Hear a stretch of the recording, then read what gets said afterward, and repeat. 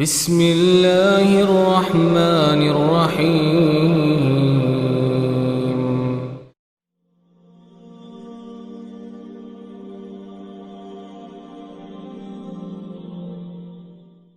یہ سارے حربے قرآن میں، حدیث میں، سیرت میں موجود ہے جو کفار کہتے ہیں بل وجدنا علیہ آبانا، ساڑھے پیو دادے غلط ہے۔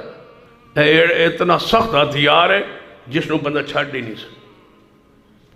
بندہ سوچتا ہے یار جی انہاں دی گل منی ہے تو مطلب میرا ابا جڑا فوت ہو گیا اس عقیدے پر، وہ تو گیا جہنم میں، نعوذ باللہ، میرا پیو جہنم میں،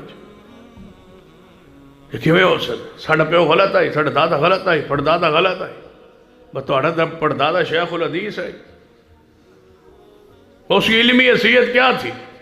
جیسے تم ہو ویسے وہ تھا، جیسے تم ان پڑھ ہو ویسے وہ ان پڑھ تھا، جیسے تم جالوں میں پھنسے ہو ویسے وہ جالوں میں پھنسے ہوئے تھے بیچارے۔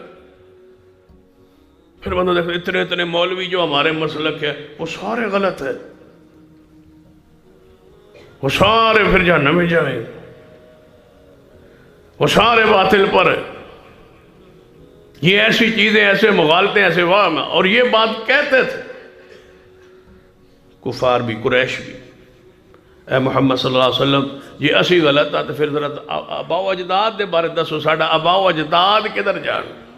ہن نبی علیہ السلام فرماتے با تہاڈا پیو دادا جدے تساں جانا ادھر ہی جان گے، ایسے نہیں فرمایا۔ آپ نے بھی بڑے پیارے انداز میں فرمایا وہ گزر چکے، وہ فوت ہو چکے، ان کے معاملات اللہ کے حوالے ہے، پہلے تسی تو اپنی بات تے کرو۔